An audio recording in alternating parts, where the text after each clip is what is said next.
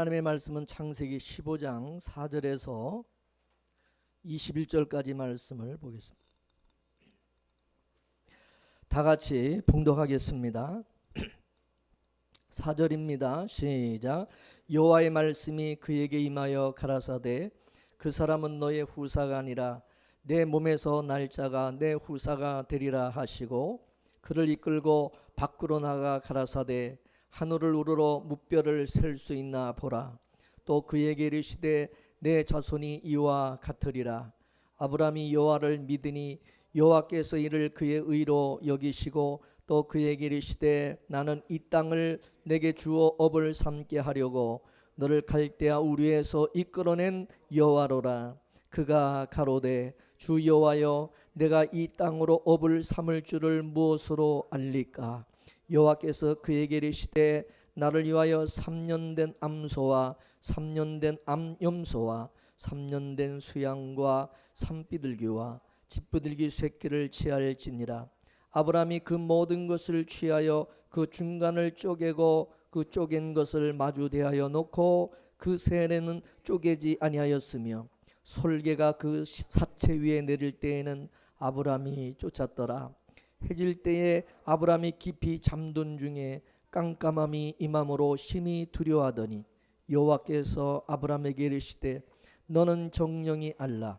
내 자손이 이방에서 객이 되어 그들을 섬기겠고 그들은 400년 동안 내 자손을 괴롭게 하리니 그 섬기는 나라를 내가 징치할지며 그 후에 내 자손이 큰 재물을 이끌고 나오리라. 너는 장수하다가 평안히 조상에게로 돌아가 장사될 것이요 내 자손은 4대 만에 이 땅으로 돌아오리니 이는 아모리 족속의 죄악이 아직 관영치 아니함이니라 하시더니 해가 져서 어둘 때에 연기나는 풀무가 보이며 타는 햇불이 쪼갠 고기 사이로 지나더라. 그날의 여호와께서 아브라함으로 더불어 언약을 세워 가라사대 내가 이 땅을 애굽 강에서부터 큰 강 유브라데까지 내 자손에게 주노니 곧 겐 족속과 그니스 족속과 감몬 족속과 헷 족속과 브리스 족속과 르바 족속과 아모리 족속과 가나안 족속과 기르가스 족속과 여부스 족속의 땅이니라 하셨더라. 아멘. 기도하겠습니다. 하나님 아버지, 오늘도 하나님의 말씀 앞에 우리를 세워주시고 주의 음성을, 주의 말씀을 들을 수 있는 귀한 복을 주셔서 감사합니다.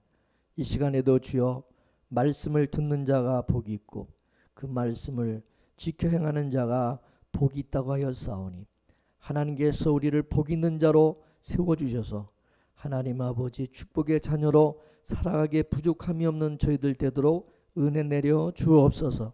이 시간에도 성령님 의지하오니 오늘도 말씀 가운데서 성령 안에서 우리가 서로 교통하고 서로 하나님의 뜻과 비밀을 깨달아 알고 소통할 수 있는 귀한 시간 되게 하여 주시옵소서. 모든 것을 주께 의지하며 예수님의 이름으로 기도 올리옵나이다. 아멘. 할렐루야. 오늘 본문 4절과 5절 말씀을 다시 한번 우리 읽어보겠습니다. 4절에서 5절입니다. 시작.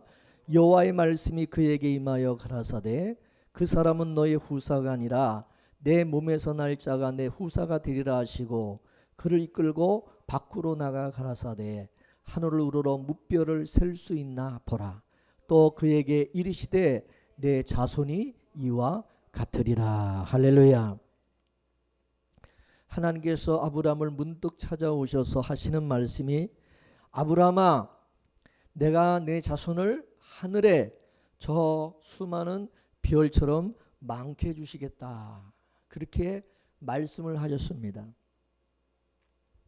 아브라함은 지금까지 나이가 많도록 자녀가 한 명도 없습니다. 그런 아브라함에게 하나님께서 하시는 말씀이 너무 호황되게 들리는 그러한 말씀이었습니다. 인간이라고 하는 것은 자기 가능성이 있을 때 그것을 수용하고 받아들이게 되는 것이죠.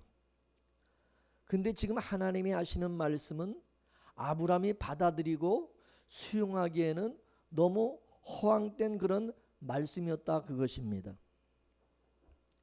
자기 아내 사례는 아이를 낳지 못하는 그런 여인이었습니다. 그동안 수없이 시도해봤지만 실패했어요. 근데 하나님께서 아이를 낳을 가능성이 전혀 없는 그런 사람에게 찾아오셔서 네 후사를 하늘의 저 수많은 무별같이 많게 해주겠다 그렇게 말씀하시니까 아브라함은 하나님의 그 말씀을 믿지 못하는 거예요. 그러자 하나님께서 그 하나님의 약속을 확실하게 하기 위해서 어떻게 하십니까? 언약 체결식을 갖는 거죠. 그죠? 우리가 말로 하면 서로 못 믿으니까 그래서 계약서도 쓰고 거기다가 인감 도장도 찍고 그러잖아요. 그죠? 그래서 하나님께서 아브라함이 하나님이 하신 말씀을 못 믿을 것 같으니까 확실하게 해두기 위해서 언약 체결식을 갖는 거죠. 그죠? 그래서 재물을 잡아서 그 고기 반을 쪼개서 그 쪼갠 고기 사이로 하나님이 혼자 지나가시는 것입니다. 원래 언약을 맺을 때는 쌍방간에 서로 그죠? 언약을 맺고 서로 쌍방간에 사인을 하든지 도장을 찍든지 뭔가 해야 되는 거예요. 그죠? 근데 이 언약 체결식에는 하나님이 혼자서 그 고기 사이로 지나가는 거예요. 원래는 아브라함도 같이 지나가야 하는 거예요. 그죠? 근데 하나님께서 혼자 지나가신다는 얘기는 뭔 말입니까? 하나님께서 목숨을 걸고 그 약속을 지키시겠다 그 말이죠. 그죠? 아브라함 보고 지키라는 얘기가 아닙니다. 아브라함 보고 너 자식을 많이 낳아라. 어떻게든 노력해서 수단과 방법 가리지 말고 자식 많이 낳아라. 그게 아니라 하나님께서 다 하시겠다 그런 뜻이죠. 믿습니까? 아브라함은 거기에 대해서 동의했습니까? 예? 아브라함이 무슨 동의를 얻으시고 하나님이 하신 겁니까? 우리는 흔히 신앙생활을 할 때에 내가 동의하면 하나님께서 해주시고 내가 동의해 주지 않으면 하나님께서 안 해주실 것이다 이렇게 생각을 하죠. 그렇지만 우리 하나님 그런 하나님이 아니신 것입니다. 하나님은 우리의 동의를 구하지 아니하십니다. 하나님께서 일방적으로 찾아오셔서 내가 너의 후사를 별과 같이 많게 줄게 하나님께서 일방적으로 말씀하십니다. 이와 같이 하나님께서 우리를 세워놓고 내가 너 구원해 줄게 천국 보내줄게 하나님께서 약속하십니다. 이는 하나님께서 자기 자신에게 약속을 하신 것입니다. 지금 아브라함과의 언약도 바로 그렇게 주어졌어요. 하나님께서 일방적으로 약속해 놓고 내가 이런 식으로 일할 것이다 라고 하는 것을 말씀하시는 거죠. 그러면서 13절에 우리 생각과는 아주 역설적인 그런 이야기를 하십니다. 다 같이 13절 말씀을 보겠습니다. 시작. 여호와께서 아브라함에게 이르시되 너는 정령이 알라 내 자손이 이방에 객이 되어 그들을 섬기겠고 그들은 400년 동안 내 자손을 괴롭게 하리니. 아멘. 무슨 뜻입니까? 지금 하나님께서 아브라함에게 찾아가서 내가 내 자손을 저 하늘에 무별같이 많게 주겠다 그러면 그렇게 말씀을 하셨어요. 그럼 우리는 생각할 때에 하나님께서 내 자손들을 하나님이 주셨으니까 내 자손들은 어려움도 당하지 않고 고난도 없이 잘 살게 잘 되게 하나님께서 해주시겠지. 그런 생각 안 하십니까? 내 자식은 하나님께서 주셨으니까 하나님이 잘 되게 해주시겠지, 복 주시겠지.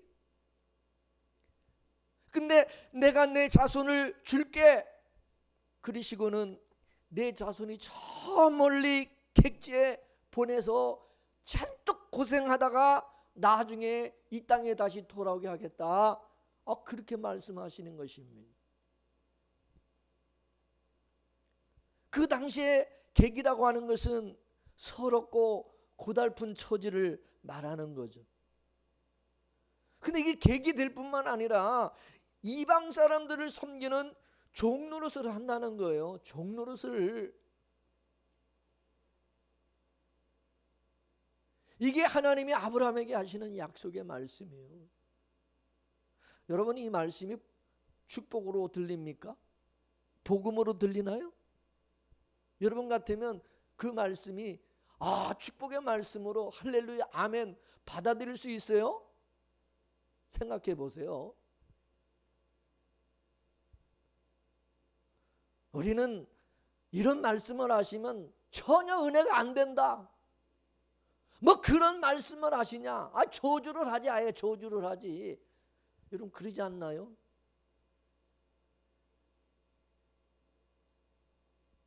여러분, 아브라함이 누굽니까? 믿음의 조상 아닙니까? 믿음의 조상. 그러면 그 아브라함의 우리를 거기다가 대입을 해보세요.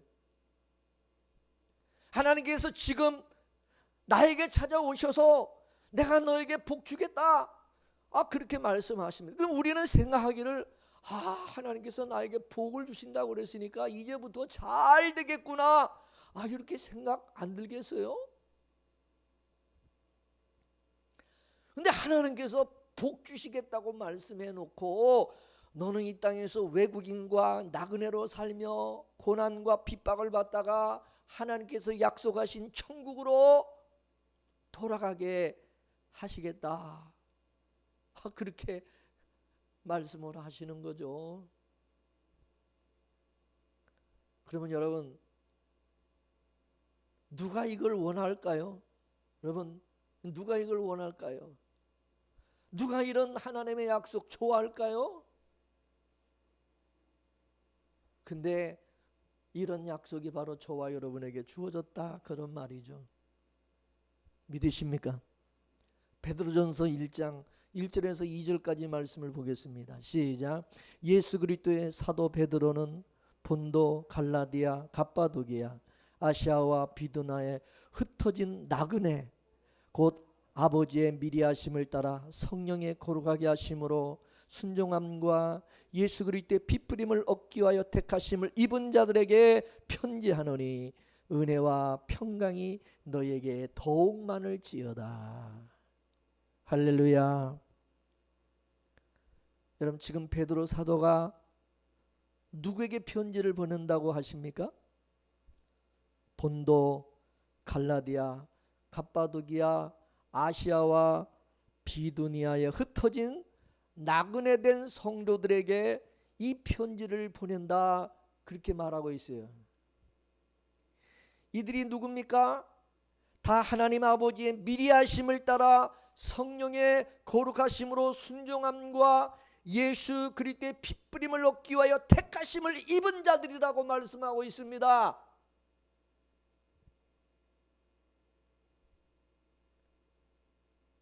베드로전서 2장 11절 말씀을 또한 보겠습니다. 시작. 사랑하는 자들아, 나그네와 행인 같은 너희를 권하노니 영혼을 거스려 싸우는 육체 정력을 제어하라. 아멘.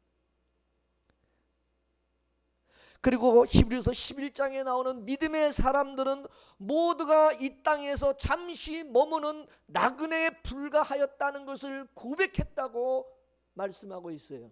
자, 히브리서 11장 13절 말씀 또 봅니다. 시작. 이 사람들은 다 믿음을 따라 죽었으며 약속을 받지 못하였으되 그것들을 멀리서 보며 환영하며 또 땅에서는 외국인과 나그네로라 증거하였으니. 여러분, 우리는 예수 믿으면 지금까지 안 되던 것도 예수님 때문에 잘 될 것이라고 믿어요. 근데 하나님께서 지금 정반대로 이야기를 하시는 거죠. 죄성을 가진 우리 인간들은 이런 말씀들을 또 잘 이해도 못하지만 또 이런 말씀 좋아하지도 않아요.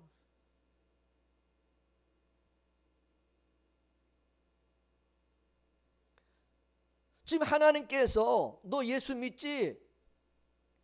그럼 너는 이제 너의 본향은 이 땅이 아니라 천국이고 너는 이 세상에서 나그네처럼 살게 될 거야.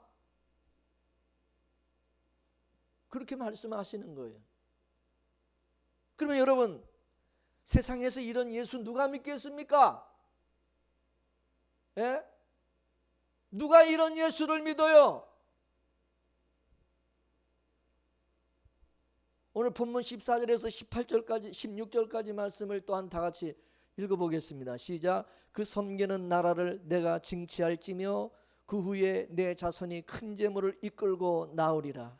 너는 장수하다가 평안히 조상에게로 돌아가 장사될 것이요 내 자손은 4대 만에 이 땅으로 돌아오리니 이는 아모리 족속의 죄악이 아직 관영치 아니함이니라 하시더니. 아멘. 이게 무슨 뜻입니까? 지금 하나님께서 애굽을 심판하고자 하는데 아모리 족속을 하나님이 심판하고자 하는데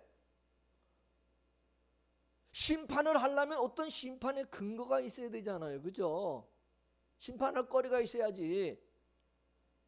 아무 잘못도 없는데 심판하면 그럼 하나님의 그 폭력이죠. 그 공의가 아니죠. 공의 하나님에게 이건 어긋나는 거예요. 그래서 하나님께서 왜 애굽이 하나님의 심판을 받아야 되는지 근거를 알리바이를 하나 만드는 거죠. 그것이 뭡니까? 하나님의 백성들을 애굽이 핍박하는 것으로 해놓는 거죠. 애굽 사람들이 하나님의 약속의 백성인 이스라엘을 가만두지 아니하고 종으로 부려먹으면서 온갖 박해와 고난을 다 당하게 한 거예요. 애굽이 하나님의 아들들을 종으로 부려먹은 것입니다. 그러자 하나님께서 왜 내 자식들을 괴롭히냐 그러면서 애굽의 그 죄값을 묻고 애굽을 멸망시켜 보려는 거예요. 이게 언약의 내용입니다. 하나님이 지금 이렇게 하겠다고 하나님이 작정하시고 하나님의 계획을 지금 말씀을 하시면서 아브라함에게 그 하나님이 일하실 하나님이 하시는 그 일 앞으로 이렇게 하나님이 하실 것이다 라는 것을 아브라함에게 알려주시는 거죠. 이해가 되시죠?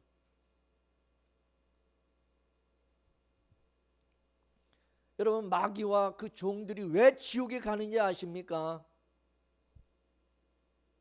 하나님의 백성들을 괴롭혔기 때문입니다. 우리는 마귀와 그 종들에게 핍박을 당하고 조롱을 당하고 고난을 당하고 이거는 우리가 원치 않아도 그렇게 되어 있다 그것입니다. 이 구조적으로 그렇게 되어 있다 이것입니다. 마귀는 세상의 임금이라 했어요. 그런 세상에서 하나님의 백성이 마귀에게 유린당하도록 되어 있다 그것입니다. 데살로니가후서 1장 5절에서 8절까지 말씀을 보겠습니다. 시작. 이는 하나님의 공의로운 심판의 표요 너희로 하여금 하나님의 나라에 합당한 자로 여기심을 얻게 하려 함이니 그 나라를 위하여 너희가 또한 고난을 받으리니 너희로 환난 받게 하는 자들에게는 환난으로 갚으시고 환난 받는 너희에게는 우리와 함께 안식으로 갚으시는 것이 하나님의 공이시니 주 예수께서 저희 능력의 천사들과 함께 하늘로부터 불꽃 중에 나타나실 때에 하나님을 모르는 자들과 우리 주 예수의 복음을 복종치 않는 자들에게 형벌을 주시리니. 할렐루야. 하나님 공의 하나님이시라고 그랬어요. 그게 하나님께서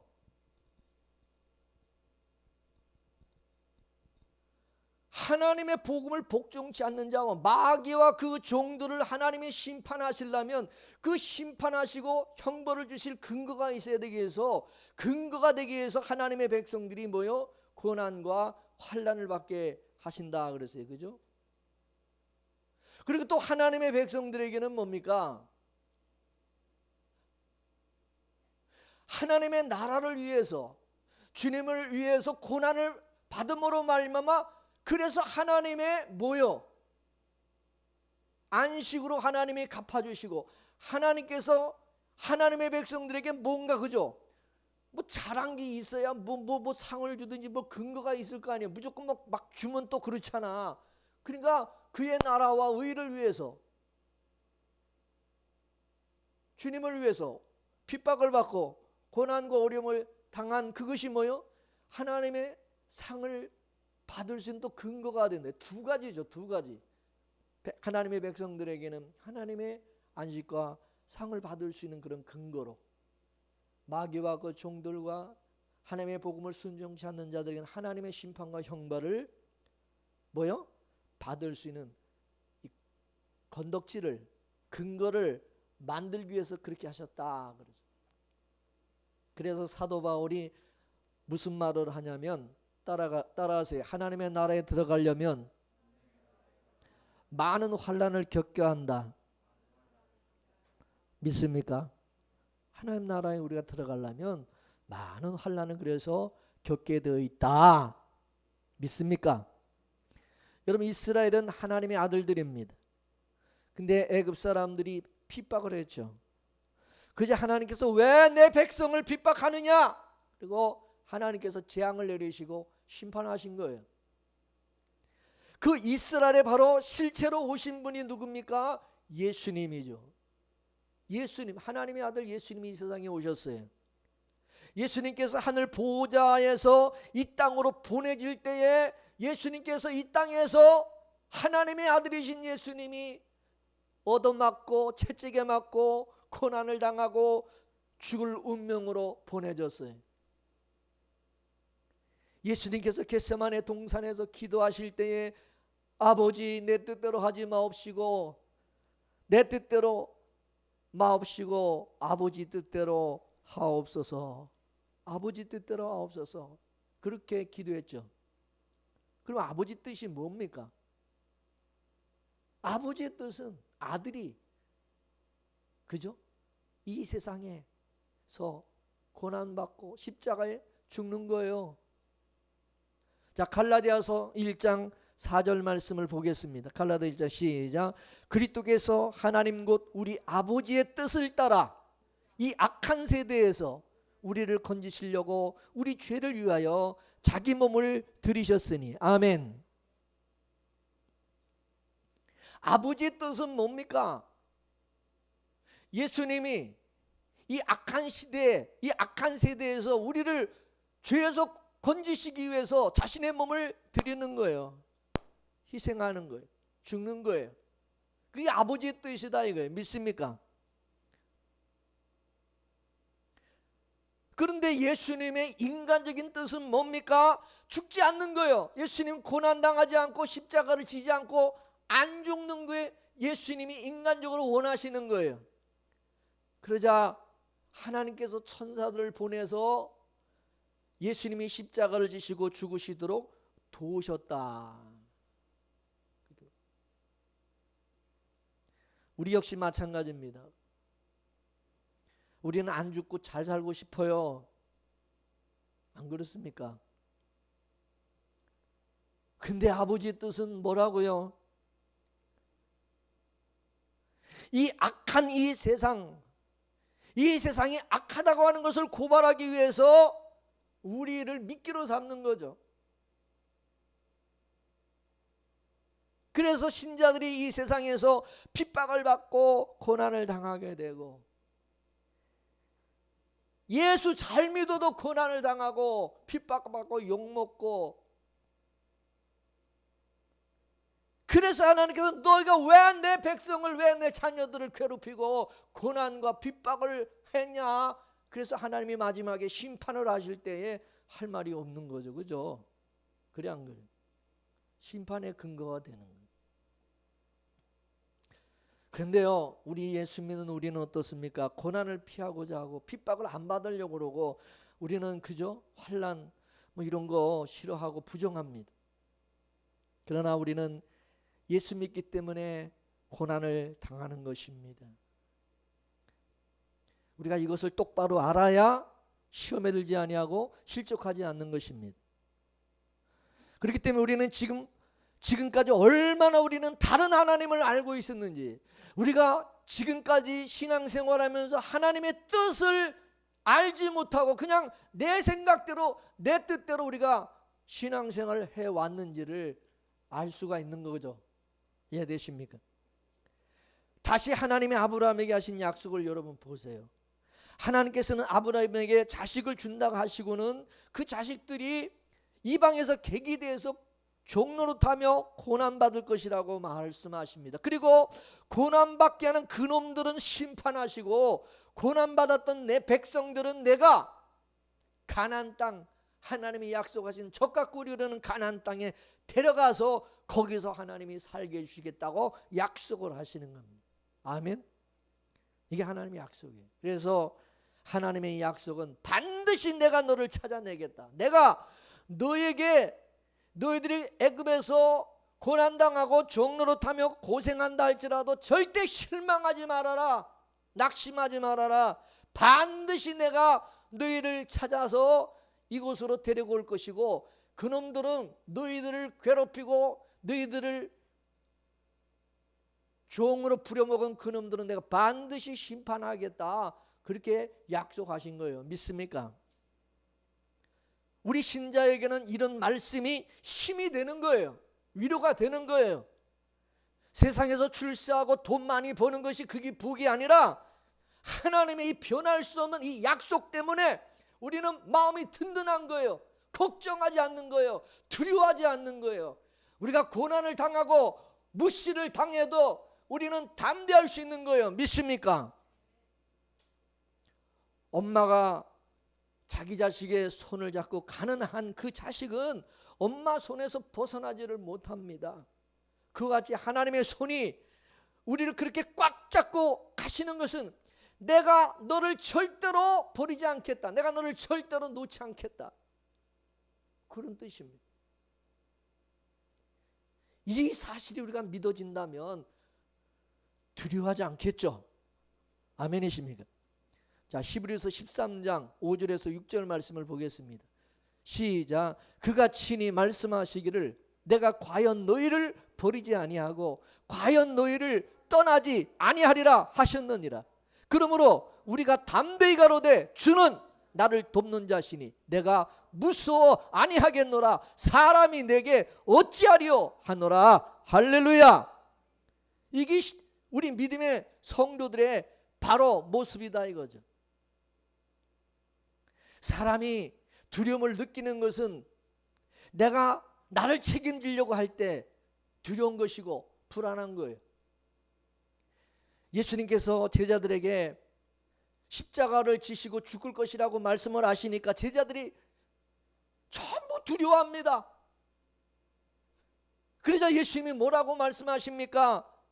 내가 너희를 고와 같이 절대로 버려두지 아니하고 내가 다시 오리라 말씀하시죠. 그죠? 고아가 뭡니까?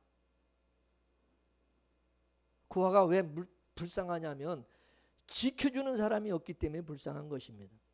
고아나 가부나 나그네나 다 보호자가 없기 때문에 불쌍한 것. 그러나 예수님께서 내가 절대로 너희를 버리지 아니하고 다시 오겠다. 그러시고 또 내가 세상 끝날까지 내가 너희와 항상 함께하리라 약속하시고 보혜사 성령님을 보내주셨습니다. 따라서 성령이 우리 가운데 와 계시는 것은 하나님께서 자기 백성을 지켜주시기 위해서 하나님이 함께 해주시기 위해서 성령이 우리 가운데 와 계시는 거예요. 믿습니까? 여기서 하나님이 지켜주신다고 하면 우리는 하나님이 나를 정말 행복하고 편하게 잘해줄 것이다 또 이렇게 우리는 생각하죠. 그죠? 성령 받으면, 하나님이 우리와 함께 하시면 하나님이 잘 되게 하고 고난도 안 받고 어려움도 당하지 않게 해주실 것이야. 우리는 이렇게 또 생각한다 이거죠. 그러나 하나님이 그렇게 하나님이 지켜주시고 함께 있다는 것이 아니라, 네가 죽는다 할지라도 내가 반드시 다시 살려낼 거야. 세상이 다 망한다고, 이 세상이 다 멸망을 당한다 할지라도 내가 반드시 너를 천국으로 데려갈 거야. 그걸 약속하신. 그래서 예수님께서 요한복음 11장 25절 26절 말씀에 다 같이 한번 읽어보겠습니다. 요한복음 11장 25절 26절 시작. 예수께서 가라사대 나는 부활이요 생명이니 나를 믿는 자는 죽어도 살겠고 물은 살아서 나를 믿는 자는 영원히 죽지 아니하리니 이것을 내가 믿느냐. 아멘. 여러분, 이게 믿어진다면 우리가 이 현실에서 고난과 죽음이 나에게 임한다 할지라도 얼마나 안심이 되겠어요. 근데 우리가 그걸 믿지 못하고 내 인생은 내가 책임질 거야, 이제 그러는 순간부터 이제 우리는 공고해지고 불안해지고 염려가 되고 두렵고 이제 걱정이 많아지는 거죠. 여러분, 사람이 언제 불행을 느끼냐면 내가 소유하고 싶은데 소유하지 못할 때 불행을 느끼잖아요. 좋은 차 가지고 싶은데 못 가지면 불행하다고 느껴지는 거죠. 나는 왜 못 가졌을까? 한탄하는 거예요. 인생은 그래서 그 결핍을 채우기 위해서 폭주 기관차처럼 달려가는 거죠. 어떻게 하든지 나의 이 결핍을 채우기 위해서 세상에 나가서 돈을 버는 거죠. 돈 벌어서 자기 결핍을 채우고자 하는 것입니다. 이게 인간이에요. 근데 세상이 주는 이 행복은 신기루라고 말씀하고 있습니다. 잡았다 싶으면은 또 새로운 것이 나오는 거죠. 여러분, 우리가 컴퓨터를 사고 싶다고 합시다. 지금 새로운 것이라고 해서 최신형으로 샀는데 얼마 지나고 나면은 또 새로운 것이 나와요. 핸드폰도 그렇잖아. 홈쇼핑 같은 데서 제품 소개를 할 때 보면 최신 사양이 아주 좋습니다. 근데 몇 달 지나고 나면 또 그 사양보다 훨씬 더 또 좋은 사양이 나오잖아요. 세상은 점점 새로운 것을 개발합니다. 지금 좋은 차를 타는 사람도 1년 지나면 이제 또 차 바꾸는 거예요. 차가 나빠서 바꾸는 게 아니라 더 새로운 차를 타기 위해서 바꾸는 거죠. 그죠? 사람들은 계속해서 새로운 것을 원합니다. 인간은 끝이 없어. 만족함이 그래서 없습니다. 이 모두가 우리가 십자가 밖에서 보니까 그런 거죠. 십자가 안에서 보게 되면 세상이 부럽지가 않고, 십자가 밖에서 보면은 세상이 다 부러운 거예요. 그래서 하나님은 날마다 자기 백성들을 어떻게 해요? 십자가에 죽이는 일을 하는 거죠. 십자가에 나를 죽이고 정과 욕심을 십자가에 죽이고 십자가 안에서 바라보게 하시는 것입니다. 할렐루야. 하나님, 백화점에 갔더니 진짜 마음에 드는 옷이 나왔는데 제가 그것을 못 사 입고 있거든요. 하나님께서 너는 그리스도와 함께 십자가에 못 박혀 죽은 놈이 아니더냐? 너는 없는 셈 쳐라. 그럼 우리는 또 그걸 인정합니까? 인정 안 하죠. 왜?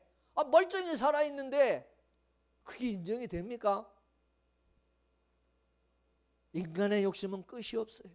그래서 하나님께서 날마다 우리를 자꾸만 세상에서 죽이는 쪽으로 일을 하십니다. 우리를 자꾸 십자가 안으로 끌고 가시는 거예요.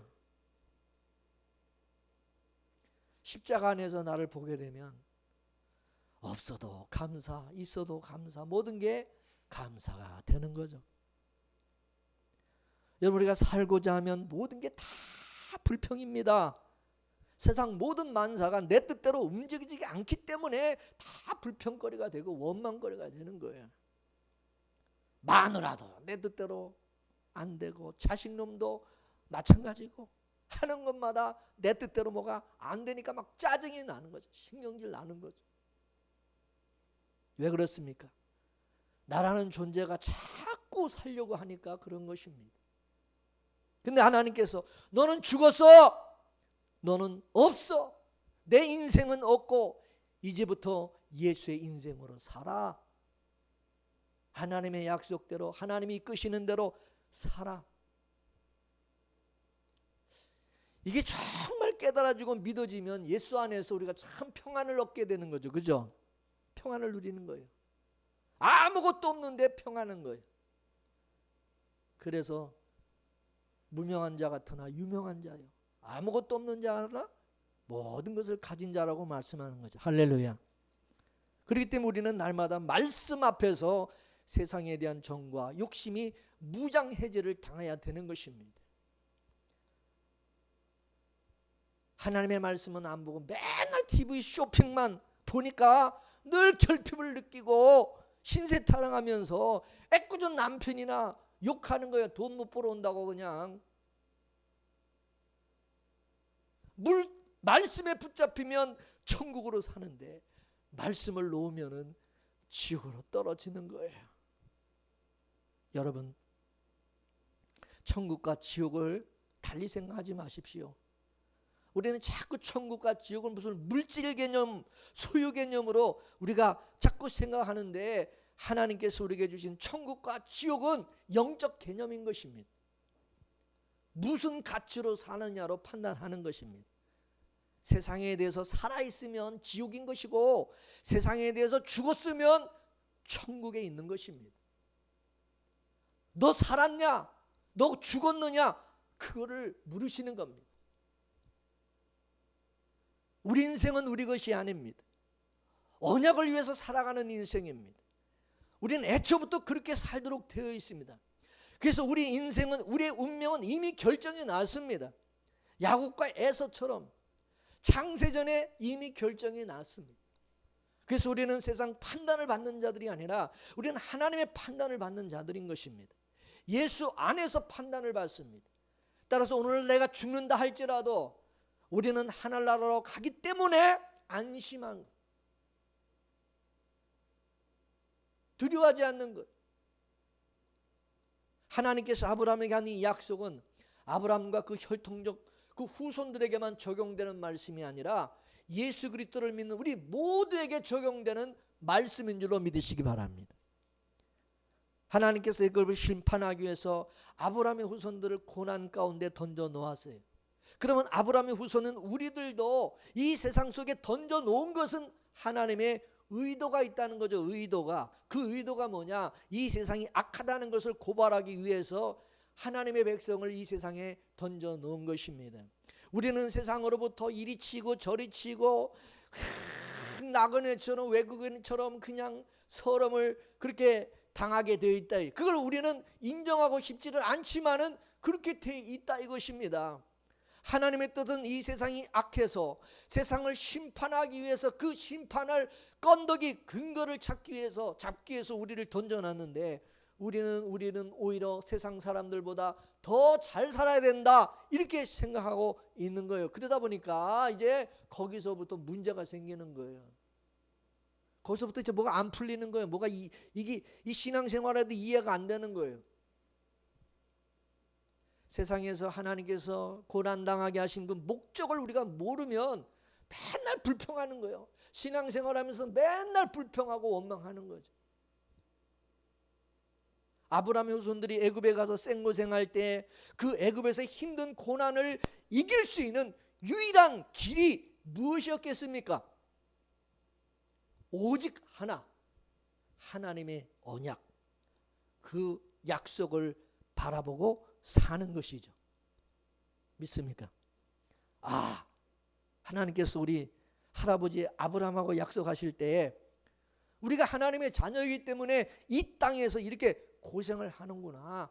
내가 지금 이 고생하는 것이 이게 아브라함과의 이 언약 때문이구나, 그것을 알고, 그렇지만 하나님께서 반드시 우리를 여기서 건져내셔서 구원하셔서 하나님이 약속하신 땅으로 데려갈 것이다 라고 하는 것을 믿는 그 약속을 믿게 될 때에 오히려 감사가 되고 그 고난도 넉넉히 이길 수가 있는 거죠. 할렐루야. 지금 우리도 마찬가지예요. 뭔가 우리 뜻대로 인생이 안 사라질 때, 아, 하나님께서 우리 예수님하고 약속한 것이 그것이구나. 고난당하는 것도 우리에게 안식을 주기 위함이구나. 우리는 세상에서 버려진 돌과 같이 버려진 돌처럼 우리가 존재하는구나. 그래서 우리가 이 땅에서 고생하는구나. 내 인생이 내 것이 아니라 예수님의 것이니까 내 뜻대로 안 되는구나. 내 뜻대로 안 되는 것이 이게 하나님의 약속 때문이고, 그 약속대로 실현되니까 고생이 되더라도 천국의 소망 가지고 살자. 그리고 이겨낼 수 있는 거죠. 할렐루야. 인생은 잠깐입니다. 우리 신자가 붙잡을 수 있는 것은 하나님의 약속밖에 없는 줄로 믿습니다. 그 약속, 구약과 신약을 믿는 그 사람이 하나님의 백성이고 하나님의 자녀인 것입니다. 우리는 그 하나님의 천국의 약속, 그것을 우리는 믿는 것입니다. 할렐루야. 그 약속을 우리가 놓치면 불행해지고, 그 약속에 우리가 붙잡힐 때에 우리는 어떤 상황에서든지 행복할 수가 있는 거죠. 마음이 든든한 것입니다. 넉넉히 이길 수가 있는 것입니다. 부디 여러분 환경 탓하지 마시고, 어떤 환경 속에서도 하나님이 약속을 부여잡고 살아가는 아브라함의 후손, 약속의 언약의 자녀들이 되기를 주의 이름으로 축원합니다. 축원합니다. 기도하겠습니다.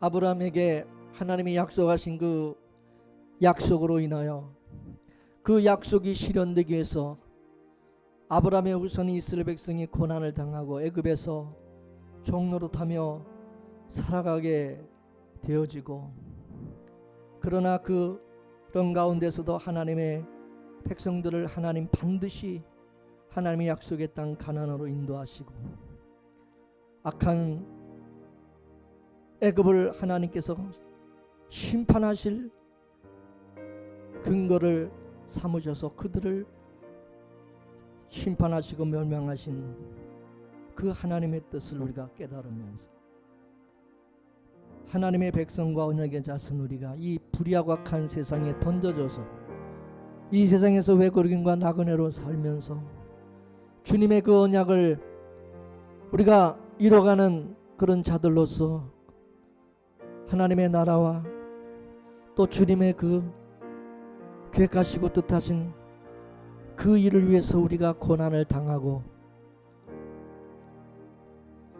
핍박을 당하고 어려움을 당하는 것이 그게 하나님의 뜻이고, 그렇지만 하나님의 백성들을 하나님이 세상 끝날까지 항상 함께 하시고 지켜주시고 반드시 하나님의 나라 천국으로 이끌어 주실 것을 약속하신 그 약속을 우리가 믿고 어떤 고난과 어려움 가운데서도 두려워하지 말게 하시고 불안해하고 염려하지 않게 하시고 강하고 담대한 믿음으로 살아가게 하시고, 하나님의 언약 안에서 우리가 늘 안심하며 항상 주님을 바라보며 늘 주님이 우리와 함께 하심을 믿고 살아갈 수 있는 저희들 되게 해주신 것 감사합니다.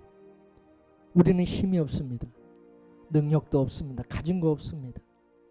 그렇지만은 하나님의 능력의 손으로 우리를 붙드시고 불꽃 같은 눈으로 눈동자같이 하나님이 지키시고 아끼시고 보호하시고 사랑하심을 믿습니다. 하나님의 백성을 괴롭히고 핍박하고 고난을 당하게 하는 모든 대적들을 하나님이 물리쳐 주시고 그 원수를 갚아주시고 그 원수들 앞에서 상을 베푸사 머리에 기름을 바르시고 하나님 아버지 우리에게 존귀한 하나님의 자녀로 하나님이 그 영광 가운데 설 수 있도록 세워주시는 하나님, 그 하나님 아버지를 우리가 믿고 비록 이 땅에서 외국인과 나그네처럼 우리가 살아간다 할지라도 서로 하지 말게 하시고 낙심하지 말게 하시고 항상 주님 바라보고 그 약속 붙들고 살아갈 수 있는 주의 성도들 다 되게 하여 주시옵소서. 오늘도 주님의 그 말씀을, 그 약속의 말씀이 우리가 믿어지게 하시고 하나님의 그 말씀, 그 뜻이 우리 가운데 이루어지는 것을 우리가 깨닫게 하여 주셔서 내 뜻대로 되어지지 않는다고 해서 환경을 탓하고 나 자신을 또 탓하고 원망하지 말게 하시고 날마다 주 안에서 항상 기뻐하고 찬송하며 항상 주의 약속의 말씀 위에 굳게 서서 살아갈 수 있는 주의 성도들 다 되게 하여 주시옵소서. 예수님의 이름으로 기도 올리옵나이다. 아멘.